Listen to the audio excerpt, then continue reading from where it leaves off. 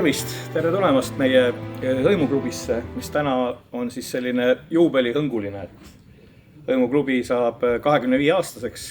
Tegelikult me ju päris täpselt küll ei ole, et alustasime hõimuklubiga hoopiski veebruaris, aga tähistame siis seda hõimuklubi 25 täna.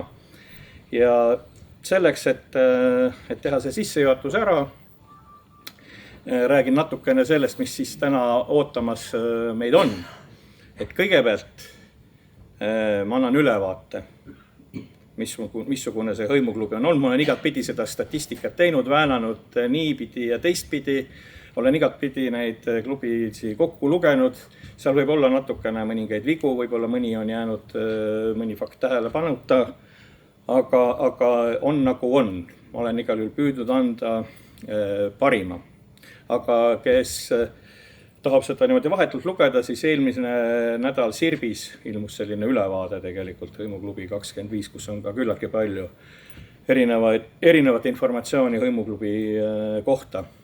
Aga siis peale minu ettekannet siis peaks meil olema siin üks selline kultuuriline tervitus.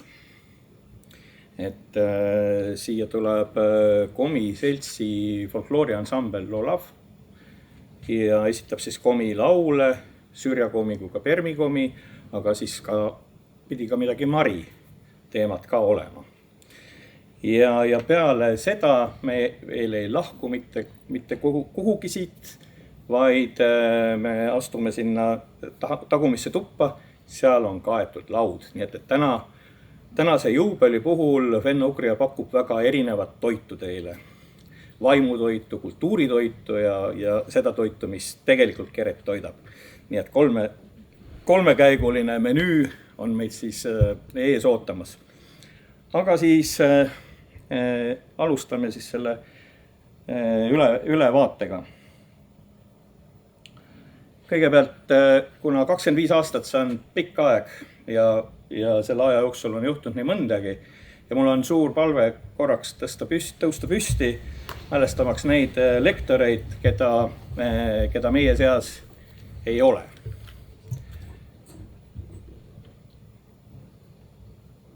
Aitäh! Et tõesti, nagu te näete neid inimesi, kes on läinud meie seast, on küllaltki palju, kui nad on andnud oma panuse selleks, et siis hõimuklubi võiks on saanud tänaseni kesta. Ja nende panus on väga suur ja oluline.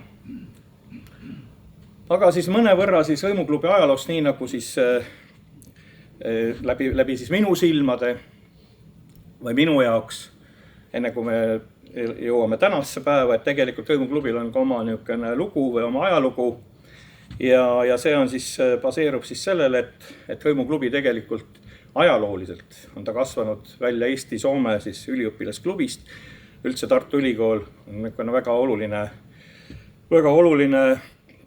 kõrgkool kogu selle soome-ugri teemade arengu juures. Ja just 20. aastatel tuli Tartu Ülikooli nii õppima kui ka õpetama küllaltki märkimisväärne osa siis soomlasi. Ja tekkis siis üliõpilasklubi, millest siis 23. aastal kasvas välja akadeemiline hõimuklubi. Ja mul oli selle hõimuklubi tegevus tegelikult mõnevõrra teada 90-ndatel ja ma panin tähele küll seda, et seal hõimuklubis käis hämmastavalt palju inimesi ja siin te siis näete, et ma võtsin siis ühest ajalehest selle arvu, et Vassili Lõtkin siis, kes on Komi keeleteadlane, kes oli siin ja ta käis ka muidugi Soomes, et kui ta pedas seda ettekannet, siis kuulajaid oli kogunis 160 ja siis ma mõtlesin, et vau, et näed, et kujutad ette, et tuleb siia külla keegi Komi või Udmurt ja ma siis kuulutaksin selle kuidagi välja, et kas koguneks 160 inimest suurest vaimustusest ühte Komi meest kuulama. Mõtlesin, et võib-olla see ei ole väga reaalne, aga mõtlema ta pani. Ja kuna Tartus oli siis akadeemiline hõimuklubi loodud, siis muidugi tekkis selline tunne, et 97. aastal, et äkki taastaks selle hõimuklubi siis Tartus, mis aga käima ei läinud. aga see mõte, mis selle taga oli, et siis tutvustada soome-ugri rahvaid sügavamalt ja populariseerida just neid soome-ugri rahvaid puudutavaid uurimusi, et see oli siis see põhiline mõtteviis ja tegelikult püütigi nagu kopeerida tegelikult seda tegevust, mis oli 2030. aastatel ka fenno-ugri asutust, kui me vaatame siis, kui fenno-ugri asutus taastati, siis ta põhines ju küllaltki palju fenno-ugri põhikirjal, mis kinnitati, mis võeti vastu siis aastal 1927. Nii et nii nagu Eesti Vabariik taastas oma iseseisvuse, nii taastati ka väga paljud organisatsioonid nii-öelda järjepidevuse alusel. Aga tõesti aeg oli muutunud ja siin on siis selline slaid, et uus algus, et uue idee jõudis minuni siis aastal 2000 detsembris, mul on isegi üks väike päevaraamatukene, mul on mingi rumal harjumus aeg-ajalt teha märkmeid. Ja siis algatajad Andres Einapuu ja Kirsti Ruul, kes tulid minu juurde sellise mõttega, et see klubi ellu kutsuda. Kirsti ma olen siia kirjutanud Kirsti, me teda hüüame niimoodi Kirstiks, et mulle tegi see väga niimoodi nalja mingil määral, ega ma vadjalastest väga palju võib-olla ei teadnud, aga Kirsti tegelikult just nende vadjalastega tegeleski ja tema töötas siis nii nagu Andres Einapuu, mõlemad siis soome-ugri rahvaste infokeskuse töötajad ja nüüd ma olen palunud Kirstit siia, et ta tuleks meie ette ja natukene räägiks siis sellest, et kuidas siis need mõtteviisid siis temale jõudsid. Mul on niisugune kuri tunne, et Kirsti ei lähtunud sellest akadeemilisest hõimuklubist kohe mitte teps, et omad mõtted, nii et äkki siis natukene räägiksid. Aitäh, Jaak. Tere. Mul on väga suur au siin seista ja elav ajalugu on imeline asi, sellepärast, et igaüks mäletab seda tõesti natuke ise moel. Ja siis 2000. aastal, kui ma fenno-ugri asutuse soome-ugri rahvaste infokeskuses töötasin, see oli minu esimene erialane töökoht pärast Tartu Ülikooli lõpetamist eesti ja soome-ugri keeleteaduse erialal, siis minu jaoks ei olnud hõimuklubi idee taga tõesti mitte akadeemiline hõimuklubi, vaid asjaolu, et ma olin Tartust ära tulnud, Tartu Ülikooli lõpetanud. Ja ülikooli ajal oli Tartus täitsa tavaline minna mõnele avalikule loengule, mis olid avatud ka linnarahvale ja selliseid erinevaid temaatilisi loenguid oli tegelikult päris palju. Ja kui ma Tallinnasse tulin, siis ma sain aru, et sellist kommet siin ei ole. Ja soome-ugri rahvaste infokeskuses, kui me andsime välja infokeskuse infolehte, fenno-ugri infolehte ja korraldasime siis erinevaid hõimupäevade või hõimunädalaga seonduvaid üritusi, et need olid nagu kindlad formaadid, et sa saad saata infokirja inimestele koju, kes seda soovivad, või siis ühe nädala vältel enam-vähem kogu aasta jooksul rääkida soome-ugri asjadest. Aga kuna mind oli põhiliselt võetud tööle selleks, et ma aitaksin infot kohale viia soome-ugri rahvaste kohta, siis seda tundus nagu vähevõitu. Ja siis need erinevad mõtted formuleerusidki siinsamas majas soome-ugri rahvaste infokeskuse toas, toona sageli tubakasuitsust sinises, hilistel õhtutundidel, koos Andres Einapuuga elu ja soome-ugri rahvaste asjade üle arutades. Ja ilmselt selle tulemusel 2000. aasta detsembris, tõenäoliselt siis pärast referendi põgenemise päeva, sellest päevast võib-olla Heinapuu räägib pärast järgmises sektsioonis, me kolleegide juurde tulimegi, et meil selline mõte on. Ja tegelikult meil algselt ei olnudki seda mõtet, et me selle ilmtingimata peame tegema hõimuklubiks. Et mõte oli lihtsalt hakata regulaarselt soome-ugri teemadel pakkuma loenguid või selliseid võib-olla ka filmiseansse, mingisuguseid koosviibimisi, kus saab siis soome-ugri teemadel rääkida. Ja see, et me selle hõimuklubi 2001. aastal käima lükkasime ja see on siiani elujõuline, selle taga ei ole muidugi lihtsalt üks idee, et selle taga on need inimesed, kes on seda teinud. Loomulikult Jaak Prooses, Eha Viluoja, Andres Heinapuu, kes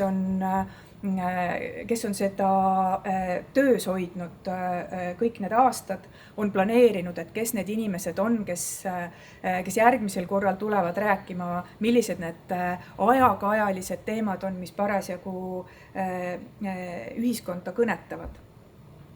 Ja see, et hõimuklubi on 25 aastat ajaproovile vastu pidanud, näitab minu meelest seda, et jätkuvalt on olemas neid inimesi, kes tahavad päriselt kohale tulla, vaatamata sellele, et oktoobrist aprillini valitseb november, tulla külmas õhtupimeduses, keset töönädalat kuhugi kokku ja kuulata soome-ugri teemadel loengut või ettekannet või sissevaadet või reflektsiooni, mõtisklust, et see on lihtsalt täiesti erakordne. Et kui juba esimesed 25 aastat on nii edukalt vastu peetud, siis ei ole muud kui edasi panna. Et proovin planeerida ja ära broneerida juba ka 50. aastapäeva tähistamise ürituse. Suur aitäh teile!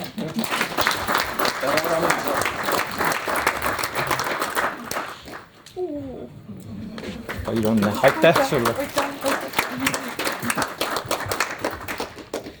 Nii, aga liigume siis siin edasi. Tegelikult Kirsti oli praegu niisugune üldsõnaline, aga tegelikult ka hõimuklubi ei saa niimoodi väga ähmaselt ja kuidagimoodi toimida. Tegelikult Kirstil olid omal ajal olemas ka niisugused paberid, kuhu ta pani kirja hõimuklubi tegemise niisugused olulised printsiibid, millest tegelikult hõimuklubi mingil määral lähtub ka kuni tänaseni.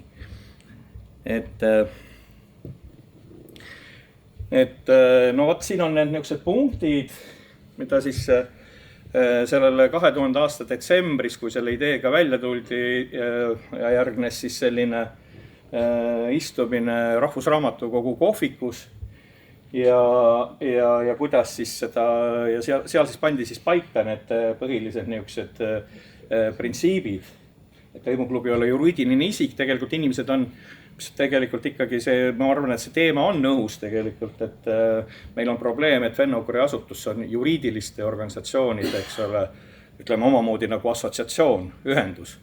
Aga puudub selline organisatsioon, mis ühendaks füüsilisi isikuid, kellel on huvi soome-ugri teemade vastu. Aga siis jah, et hõimuklubi ei ole juriidiline isik, sellepärast ei saa ka hõimuklubisse liikmeks astuda. Aga mingil määral seda liikmelisust me toimetame läbi nende listide, mis on nagu väga oluline, et need listid on siis need, mis täidavad seda aseainet, siis ütleme nii, siis puutub liikmeskond, aga siis oluline on regulaarsuse registreerimine, ajagraafik ja algus muidugi väga tähtis. Toimumiskoht on väga oluline. Ja see peab olema tehnikaga hästi varustatud. Ligipääsetav ja alustama peab kuulsustega. Hõimuklubi on vaja millegagi käima tõmmata, et see oli ka nagu üks väga oluline, et kus me leiame. Aga vot, et kus leida siis ruum, muideks nagu kui minna niimoodi kaugemasse ajalukku, siis Eesti Keele Instituudi see saal, kus me praegu oleme, see on tegelikult igatpidi ajalooline saal, siin on ka Fenno-Ugri asutuseks asutatud ju selles samas saalis, kus me praegu istume, et siin on tehtud kogu aeg ajalugu. Aga sel momendil, kui Hõimuklubi loodi, siis see oli väsinud. Saal oli väga väsinud ja tehnikat siin ka ei olnud. Et see oli üks niisugune võtmeküsimus, kus me sellise sobiva ruumi siis endale leiaksime. Ja just nimelt tehnika, sellepärast, et ma vaatasin neid Hõimuklubi neid algseid esimesi neid üritusi, siis väga palju oli seal just filme erinevat niisugust ja kasutati tol ajal vist mitte niivõrd palju arvuteid, aga näiteks lüümikuid, kui te mäletate veel, niisugused asjad olid olemas. Nii, aga siis, mismoodi teist toimuma hakkas, kohtumised iga 2 nädala tagant, algus neljapäeviti, hiljem kolmapäeviti, kell 5, 25 aastat järjepidevust ja näete, selleks ruumiks siis sai Vanalinna hariduskolleegium, Vene tänav 22. Et seal oli siis selline modernne ringauditoorium niisugune, mis oli siis tehnikaga väga hästi varustatud. Ja sinna mahtus ka küllaltki palju inimesi ja meile tundus, et see on nagu igati sobiv koht. Ja siis mindi 2002 akadeemilisse raamatukokku ja Eesti Keele Instituuti näete tulime 2004 ja oleme siin olnud siin tänaseni. Aga siis aeg-ajalt on Hõimuklubiga niimoodi ringi rännanud ja Covidi ajal on olnud siis ta lihtsalt ainult virtuaalne, olnud nii Fenno-Ugri asutuses kui ka Rahvusraamatukogus, aga siis vahepeal siis aastal 2020 siin on mingi arv Soome instituudis Vanalinna muusikamajas. Aga Hõimuklubi on ka läinud siin nüüd Narva, nii et on olnud ka üksik sellinegi istung või see klubi. Ja kuidas siis Hõimuklubi peale hakkas, et näete, esimene Hõimuklubi on siis 8. veebruar ja esimene esineja on helilooja Veljo Tormis. Et ei alustanudki me lausa kohe keele etnoloogia teemadega, aga just nimelt Veljo Tormis, kes oli siis nõus tulema Hõimuklubisse. Muideks Hõimuklubis oli tol ajal minu meelest oli 0 eelarvega lugu. Et meil ei olnud mingit raha, kõik inimesed esinesid muidugi vabatahtlikult, kõik tööd tehti vabatahtlikult. Et see on nagu, ja kõik kontserdid ja kõik millest tänapäeval, eks ole, me ei saa kuidagi moodi mõeldamatu, aga tol ajal siis niimoodi tehti. Ja teine esineja siis Ago Künnap, kes oli siis tol ajal, see oli just väga aktuaalne, tema tegeles keelepuu raiumise ja värkidega, igal pool meedias ta oli ja muidugi ta tuli ka meie Hõimuklubisse rääkima ja siis Ansuri Barkalaja oli väga niisugune menukas selline noor rektor, tõmbas noori ligi ja Ansuri minu meelest see loeng oligi kindlasti üks kõige populaarsemaid oma 70-80 osavõtjaga siis loeng, kus ta siis ja tutvustas oma filme.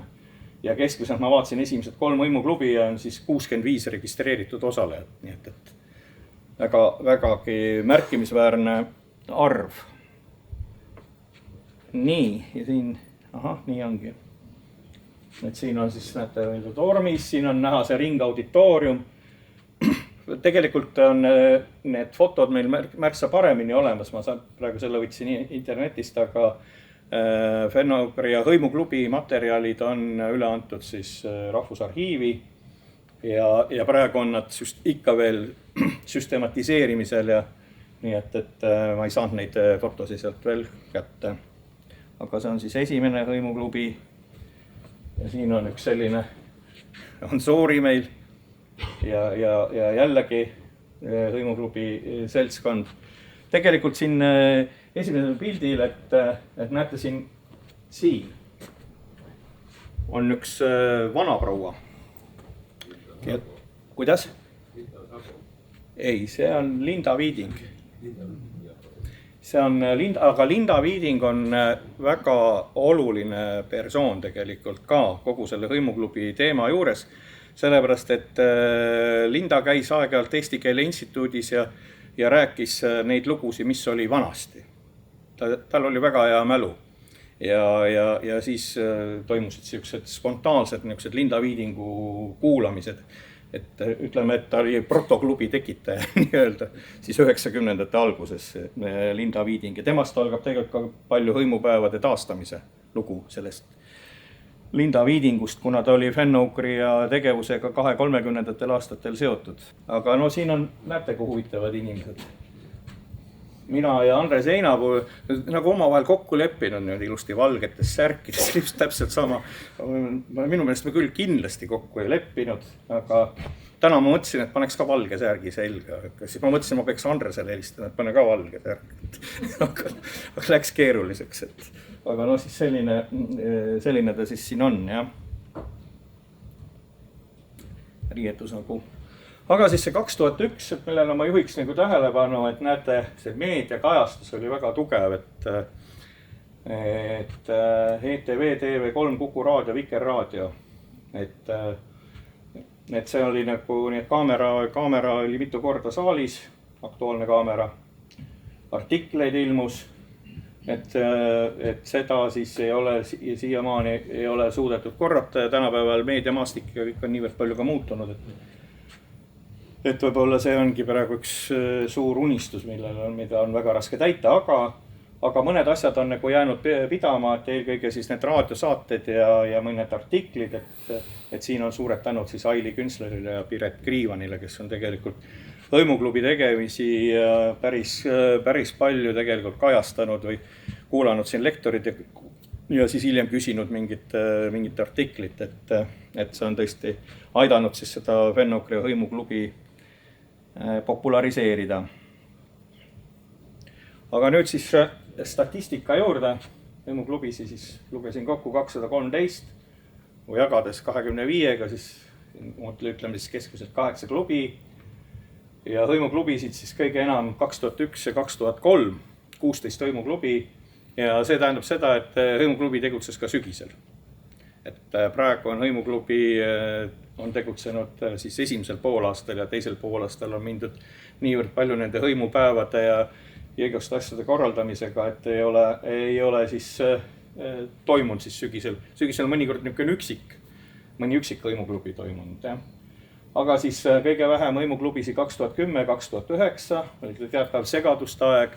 Eesti Keele Instituut sai siis ministeeriumist mingid niisugused suunised, et on vaja hakata küsima siis kõvasti rendiraha ja nii edasi, et see on nagu ja siis need klubisi siin õieti nagu ei toimunud või hõimuklubi võis toimuda kuskil mujal. Stabilieerus siis 2011 ja nüüd siis viimased 4 aastat, siis 2023-2026 ongi keskmiselt 7-8 klubi aastas. Esimese aastal külastajate arv 50-60, vahepeal hõimuklubi populaarsus nagu langes.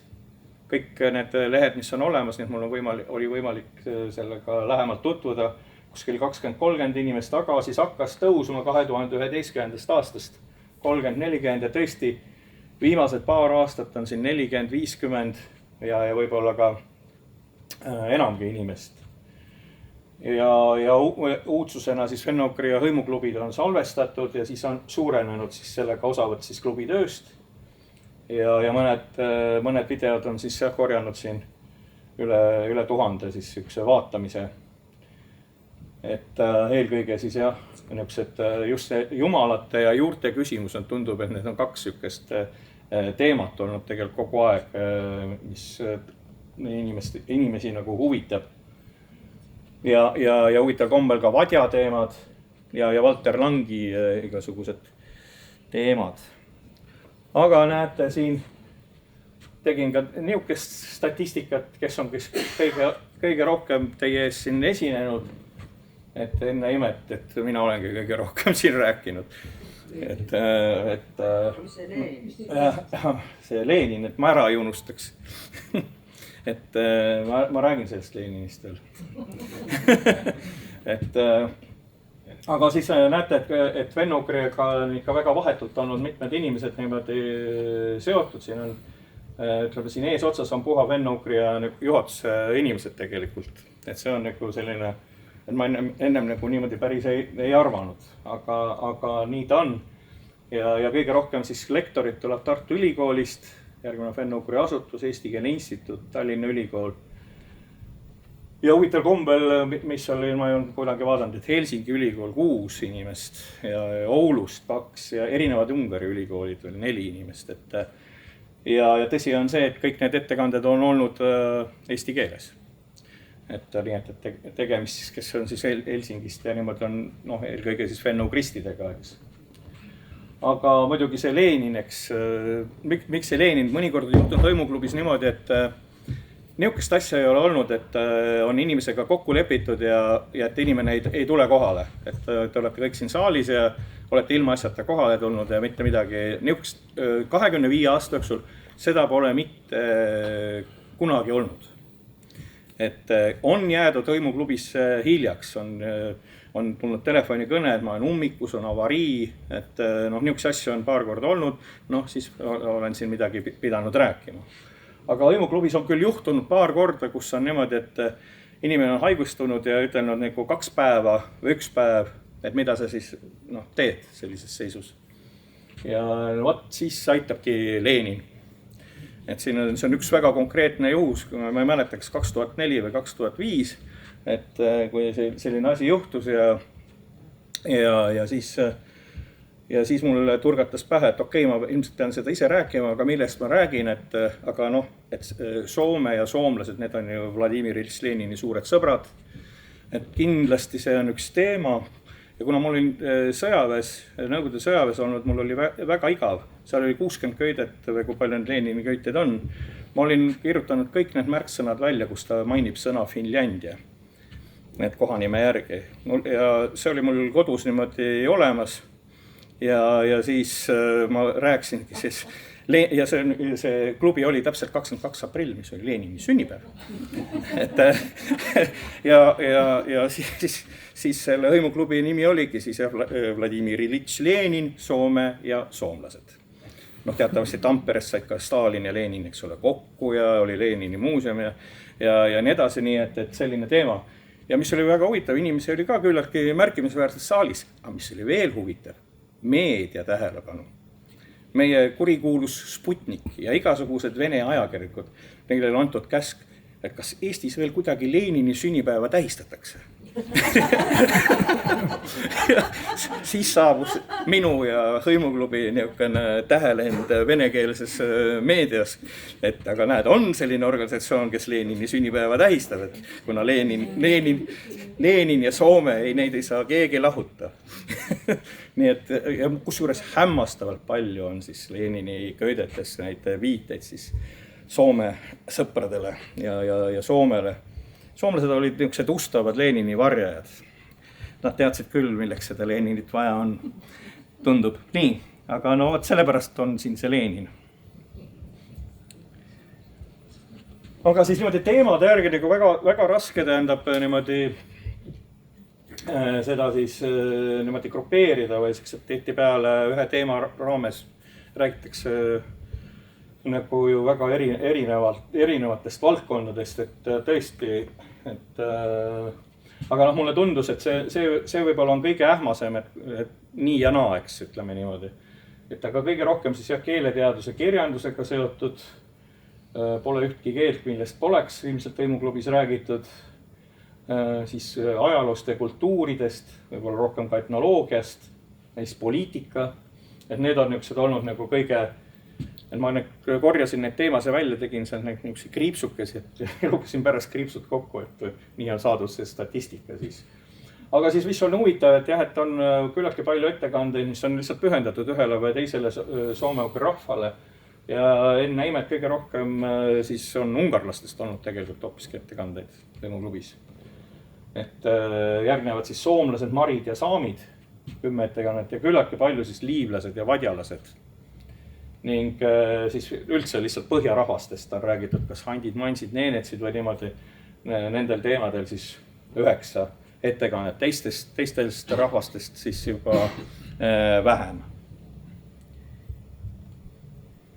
ja siis, et siin lihtsalt niimoodi mälu värskendada, ma ei hakka seda võib-olla kõike siin ette niimoodi lugema, aga ütleme, ma olen toonud siia eelkõige ettekandeid, kus on olnud ikkagi üle 50 inimese registreerimised. Siit te näete tegelikult ära, et mis teemad nagu siis pakuvad huvi, et uskumused ja mütoloogia, päritoluga seotud teemad, et need on olnud niisugused kõige siuksed rahvarohkemad teemad, et selles suhtes ega siin midagi väga üllatavat ei ole, inimest ikka huvitab ja kust kohast ta tuleb ja see juurte teema on niisugune, köidab nagu inimesi küllaltki palju.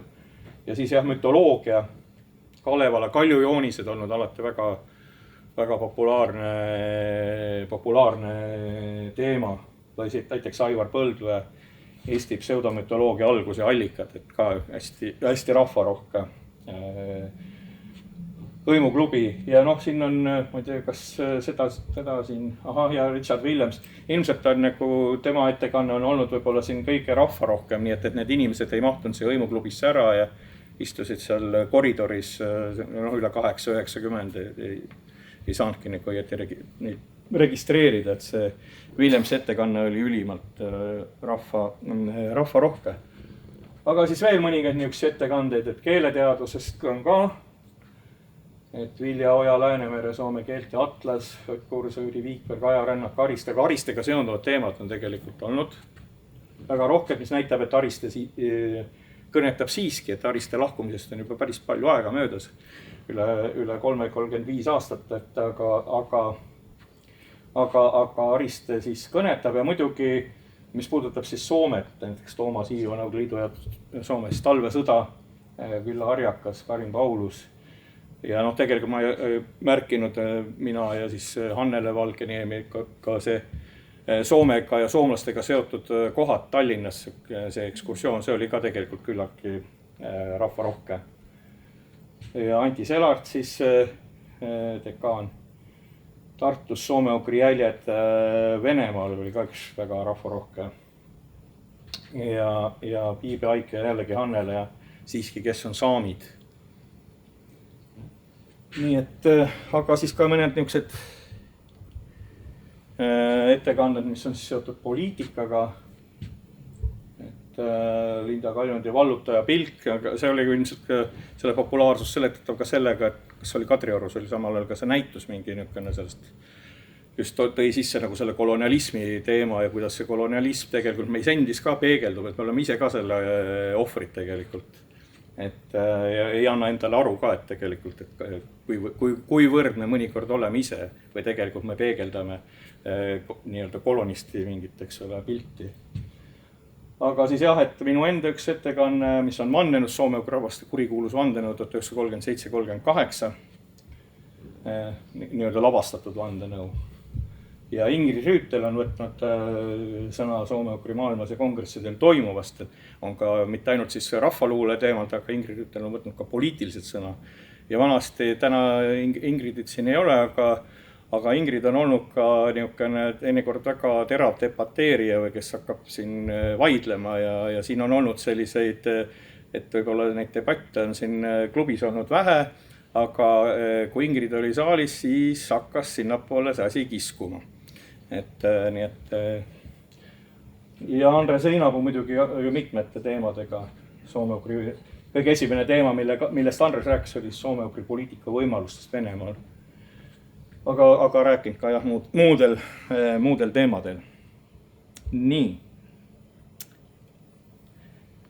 Ja siin ma siis tegin mõningad niisugused kokkuvõtte siis hõimuklubi tähendusest, et miks ta on nagu oluline, kuidas tõepoolest ta populariseerib neid soome-ugri teemasid ja laiendab meie silmaringi, aga mis on muidugi väga oluline on siis, et ikkagi ta koondab ju tegelikult meid ju kõiki, kes me huvitume soome-ugri rahvastest. Muidu me istuks siin saalis, eks ole, kui meil ei läheks korda need soome-ugri teemad, on kui see ajalugu või olgu see etnoloogia või olgu see poliitika ja olukord, mis siis soome-ugri rahvaste seas toimub. Ja siis see populariseerimine, mis on tegelikult väga, väga oluline, sellepärast, et tehakse tõsist teadust ja nii edasi, aga tõsise teadusega on need asjad niimoodi, et väga palju tõsiteaduslikku, eks ole, kirjandust ei loeta, ta ongi raskelt loetav, aga siis on võimalik teadlasel oma teemal rääkida lihtinimesele arusaadavas keeles, eks. Nii hästi ja halvasti see välja kukub, aga enamasti on kukkunud päris hästi välja. Ja muidugi arendab ka soome-ugri rahvaste koostööd, sellepärast et siin tihtipeale klubis on ka erinevate soome-ugri rahvaste esindajad, et siin praegu näete Mari Aleksejev siin filmib, eks, ja siin on udmurdid, näete, istuvad siin ja nii edasi, nii et sel klubil on ka selline vorm täiesti olemas. Nii, aga nüüd ka natukene siis tänusõnadest. Et kõigepealt siis meie kõige suuremad tänusõnad Eesti Keele Instituudile muidugi, et eriti kaasamõtlejad, et tihtipeale just siis klubi alguses siis on peetud siis nõu, et missuguseks kujuneb siis hooaeg ja siis on arutatud, et mis siis on sellist, mis võiks nagu kõnetada siis inimesi ja tõesti siin mõnes mõttes nagu Kirstigi siin ütles, et ka see päevakajalisus, kas keegi on kaitsnud mõne väitekirja või midagi või mingi teema, mingi Ungari teema on teravalt üleval või kuskil, et siis ja mõnikord on ka tehtud niimoodi ootamatuid muudatusi, kuna tullakse mingi avastusega välja, et siis peab ka ju, et sul võib olla küll kinnitatud nii-öelda järjekorda, siis pead võib-olla seal natukene manööverdama, nii et need kaasa mõtlen, et võib-olla ma kellelegi teen liiga, mõni nimi on võib-olla jäänud välja, aga ma panin niimoodi siis. Ja et siis neile kuuluvad minu tänusõnad, aga siis algatajad ja töömesilased, et Aleksei on siin, Andre Seinapuu istub siin, Arbi on siin, Viia Kadi on ka siin kohal, et näete, kõik nad peavad tähtsaks Hõimuklubi siiski. Et Mari-Liis Roos, kes tegi tegelikult meie kujundust, Kirsti Ruul, kes siin rääkis Hõimuklubi tekkest, Eva Sepping, kes teeb praegu tegelikult Hõimuklubi kujundust ja Sven-Erik Soosaar, kes on ka tegelikult filminud ja olnud siin mitmes rollis ja tänu kellele me siin nagu Eesti Keele Instituudis praegu toimetada saame. Aga siis ma paluksin siia Eha Viluoja. Eha oli kuskil ka siin. Ole hea, armas Eha. Teeme Ehale ühe suure aplausi. Nii, palun. Aitäh. Eha juhtis Hõimuklubi aastatel 2002 kuni 2008. Et ikka ka päris pikk aega. Kas sa tahaksid midagi ka ütelda? Jaa, ma mõtlesin selle üle järele üldse mitte Hõimuklubi üksi, vaid see Fenn-Ugri asutuse, et kuidas ma sinna sattusin. Kõiges on süüdi telefon. Nimelt oli üks telefoniaparaat Eesti Keele Instituudi rahvaluule sektori ja vastastuppa kolinud endise rahvamuusika osakonna tuppa kolinud Fenn-Ugri all. Paralleelid kummaski otsast tähendab. Ja alati see telefon helises ja alati ma võtsin vastu ja alati oli seal mõni soome-ugri küsimus lahendada. Oli vaja rääkida kellegagi sellest, ühesõnaga mitte Eesti Keele Instituudi teemadest otseselt. Ja nii ma siis viisin sõna ja kirjutasin sõnumeid ülesse. Ja kõige hullem oli see, et paljud nendest helistajatest olid mulle ka varasemast tuttavad igasugustelt soome-ugri kongressidelt, konverentsidelt, kus ma ise olin käinud kuskil seal põhjarahvaste juures või Udmurtias või Komimaal ja ise olid nad ka siin käinud ja nagu ühine tutvuskond oli ka. No nii, see oligi kõik, mis ma öelda tahtsin. Aitäh!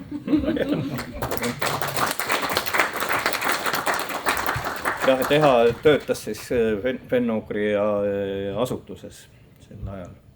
Nii.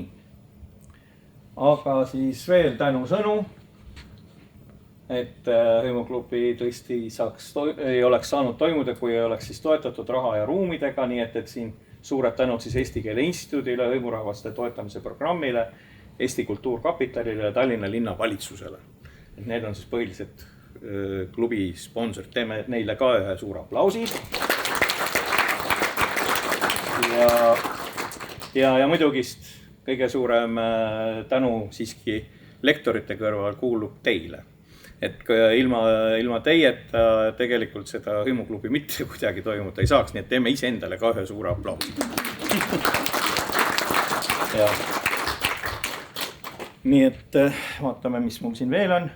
Ja viimane slaid on siis selline, tänan tähelepanu eest, aga tegelikult hõimuklubi on kollektiivne looming, et tegelikult on ikka kuulda ja tegelikult on Fennokuresse ka helistatud ja kirjutatud, et kui kellelgi tekib selline mingi hea mõte või idee, keda külla kutsuda, siis seda on kahtlematult võimalik teha, nii et te saate kirjutada, sellepärast tõepoolest hõimuklubi on meie kõigi kätes. Aitäh!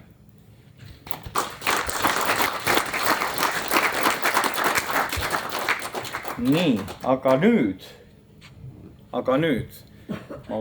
on meie hõimuklubi nüüd järgmine sektsioon, nagu öeldi siin vahepeal, järgmine osa ja ma paluksin siia Komi folklooriseltsi ansambli Lolav. Vidja olen Donna Voiter. Tere, head külalised! Mi Komi folklooransambl Lolav. Mi Šülam asjunum Šülankõvjasnõmes, Komi da perüm Komi kõvjen. Meie oleme Komi folklooriansambel Lolav. Me laulame oma laule komi ja permi komi keeles. Mian ansamblin M. Church Mari Vitali Rõbakov. Ja siia Šülas kõik Mari Šülankõv da Vorsas Garmoškaen. Meie ansamblis on ka Mari rahvusest esineja Vitali Rõbakov, kes esitab täna ka paar Mari lugu Garmoška saatel. Mian medvodja Šülankõvnem Gõra jõlõn ozvõjõm. Taja Šülankõvjas mi Šülam kõdi Maria mune võre da õkte oztusjas. Iseni vočaše aslas musukõsked. Meie esimene lugu on Komi rahvalaul Nõlval kasvavad metsmaasikad. Selles loos räägitakse sellest, kuidas Maria läheb metsmaasikaid korjama ja kohtub oma kallimaga. Gõra jõlõn ozvõjõm. Gõra jõlõn ozvõjõm, ozvõjõm, ozvõjõm. Mičanilai mašai ozvõjõm.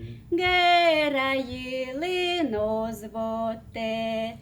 Gõra jõlõn ozvote, ozvote, ozvote.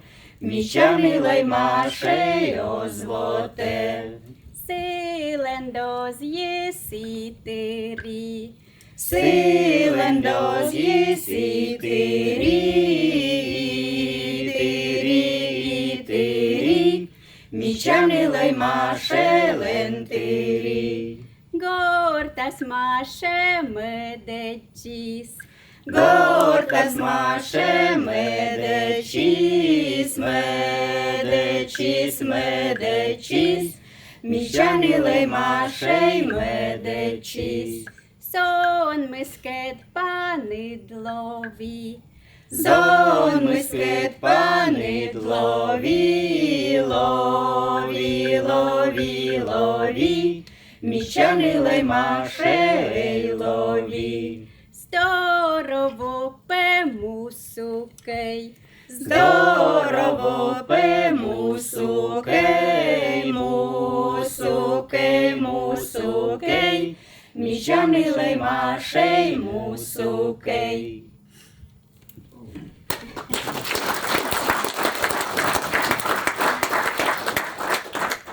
Mian mõd Šülankõvnem, Čeljad Šülankõv oš.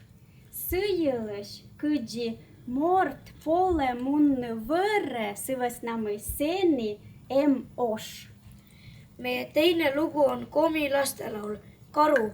Selles loos räägitakse inimesest, kes kardab metsa minna, sest kardab, et talle tuleb vastu karu. Karu teema on väga populaarne viimasel ajal, et mõtlesime, et see võiks ka olla esindatud. Nii, Tomi. Peemõd võõrn, šõdvõr šõrn, vetle šõite oš. Atšim džõra vešik poola, me tõškõ ogvoš. Okiona poola a, vešikogi loolav, võrad koodi poole. Oškõd paned voole, oškõd paned lookte. Džumbara, džumbara, džumbara, džumbara, džumbara, džumbara. Vujla sayın benim çayçı kıpıcı şıd oş. Bıcı siye puğe kayı kıvza pele çoş. Okiyona pola a, vešigogi lola, võrad koodi poole, oškõd paned voole, oškõd paned lookte. Džumbara, džumbara, džumbara, džumbara, džumbara, džumbara.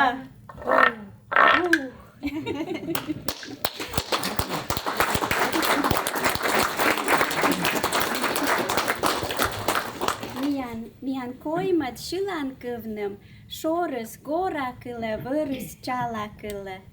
Seni mi šilam sõjõlõš, kõdži udžač da zil mort jõlõš. Meie kolmas lugu on Permikomi lugu. Oja uliseb valjult. Me laulame loodusest ja töökast inimesest, kes on väga virk ja visa, jõuab kõike teha. Šorus kolakõle da võrus tšalakõle da joko, kogda joko kime. Võrus tšalakõle pipulis nas gorale da joko, kogda joko kime. Pipulis nas gorale, milej drug se kucale da joko, kogda joko kime. Milej drugi sloktištas, stupita pitakajištas da joko, kogda joko kime. Tupita pitakajištas, žilja žolja pirištas da joko, kogda joko kime. Žilja žolja pirištas, kerku krugem njodželtas da joko, kogda joko kime. Kytän menam mileje, kytän menam ljubimeye da joko, kogda joko kime. Korvim doril pukale, una sarta šuljale da joko, kogda joko kime. Una sarta šuljale, una ugare kere da joko, kogda joko kime. Una ugare kere, una robota kere da joko, kogda joko kime. Una robota kere, una šeljace bite da joko, kogda joko kime.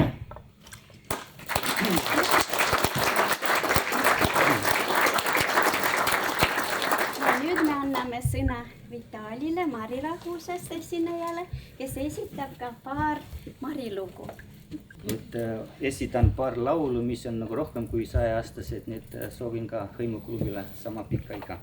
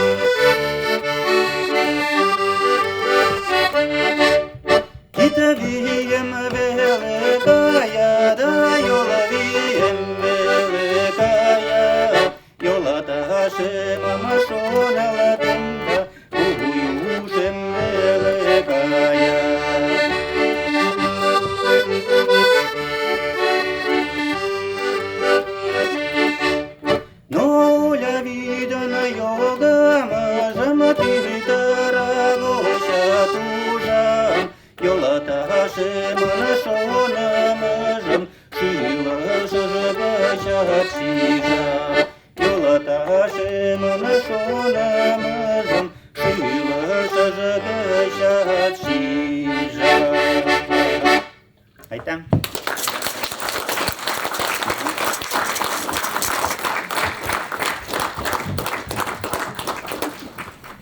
Suur tänu tähelepanu eest. Me soovime hõimuklubile ja hõimuklubi liikmetele edu ka edaspidiseks ja pikka iga, et oleks alati teemasid, mida arutada ja alati ruumi, kus arutada ja alati inimesi, kes saaksid neid teemasid arutada ja nende peale mõelda. Aitäh teile!